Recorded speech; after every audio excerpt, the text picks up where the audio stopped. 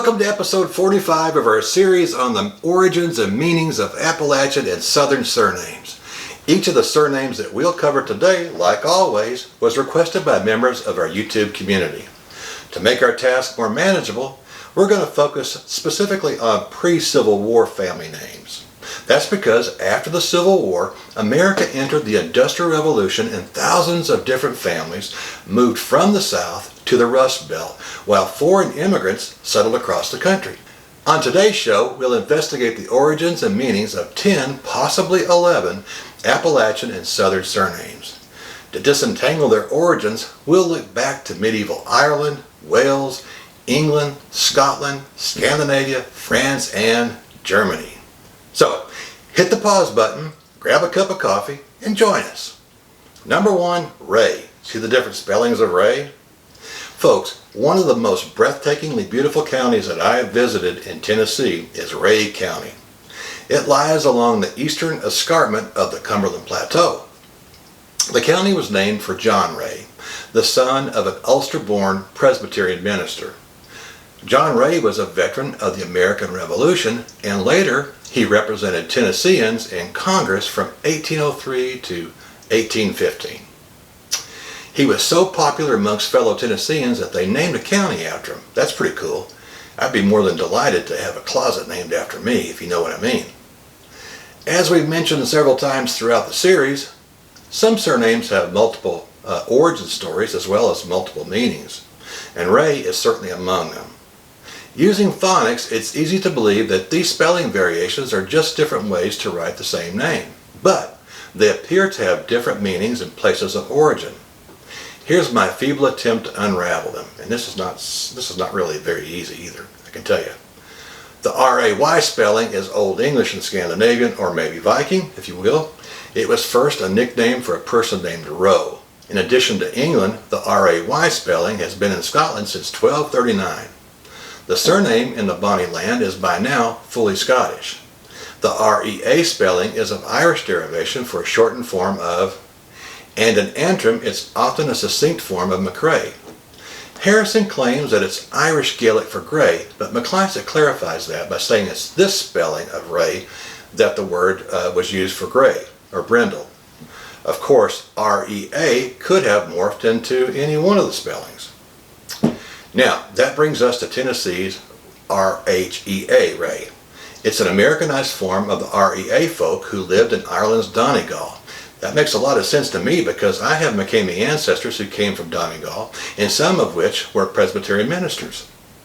Keep in mind that in the backcountry of Appalachia, members of the same family often spell their names differently. I know of one cemetery in North Carolina where there's 5 different spellings for one family.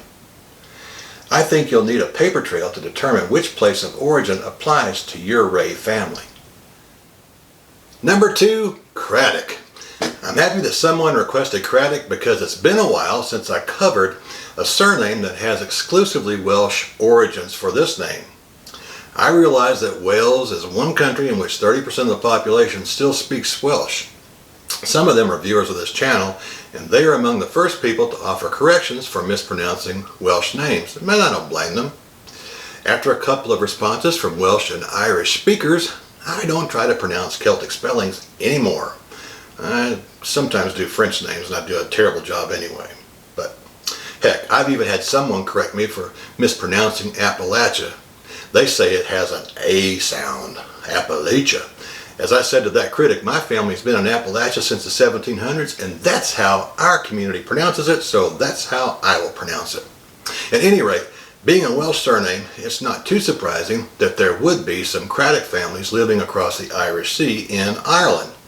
In fact, there are places named Craddockstown in Irish counties Meath, Kildare, and Kilkenny. Because of Craddock's presence on the Irish cultural landscape, I think one would need a paper trail to see where your line leads. One thing is for certain, there are Celtic people in a true Craddock line. Number 3, Castle. Or Castle. Castle started its existence as a French surname, so when the Normans invaded England in the 11th century, 1066 to be precise, they brought the surname Castle and 10,000 other French names and words with them. They're now part of the English language. The surname Castle was attached to a person or groups of people who dwelled by a castle. You might note that a castle had to have thick walls and defensive fortifications or battlements to be so classified. The earliest folks named Castle lived close to some pretty powerful people, if you know what I mean. I should mention that there's a similar, albeit distinct, surname in Ireland. It's spelled, looks like Cassels or Castles. The Normans moved around some in the Isles, and despite not being among the common names in Ireland, the surname appears in the Scottish records in as far back as 1142.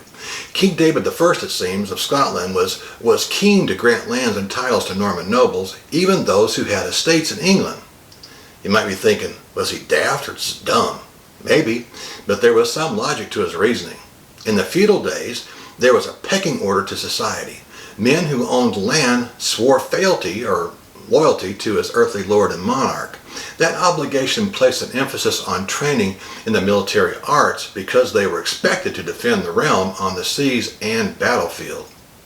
By granting Norman nobles ownership of estates in the lowlands, King David I bolstered his military and economic might by settling knights across the lowlands. They were also skilled in the latest models of commercial agriculture. After 1,000 years or so, the Normans who settled in Scotland are now thoroughly Scottish, like the Grahams and the Bruces. At any rate, I think we're safe in calling Castle an English or Scottish surname of Norman origin.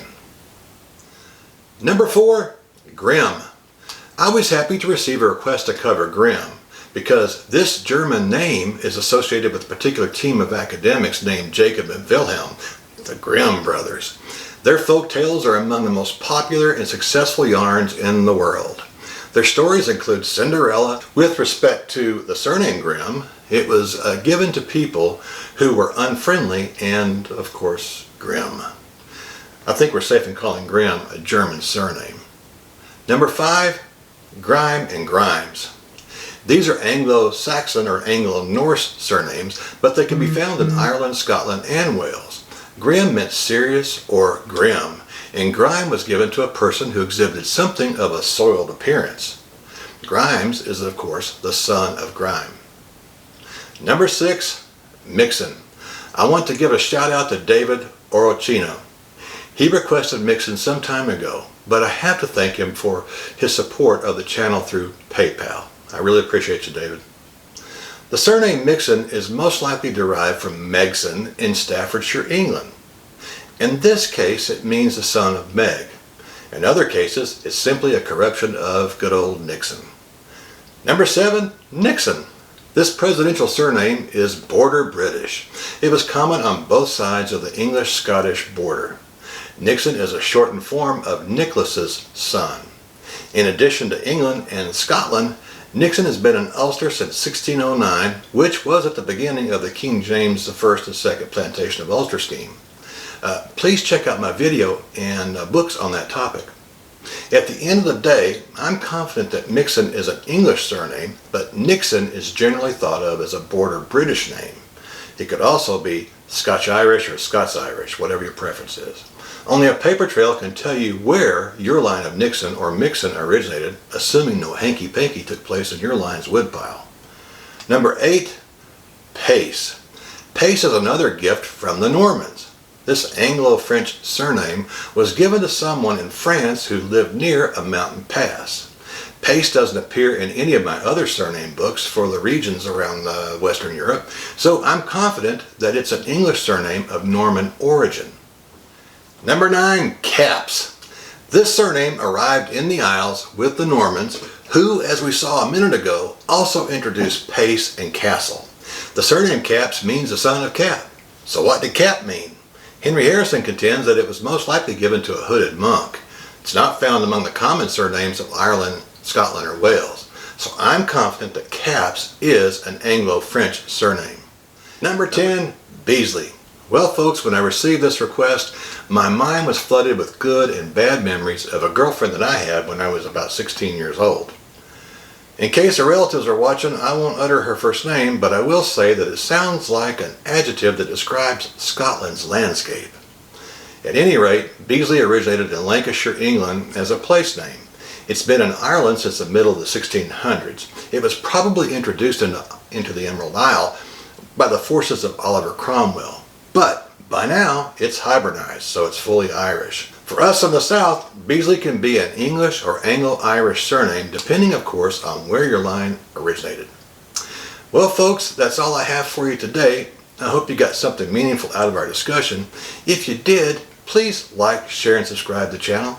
I invite you to check out all the videos on the Vantage Point.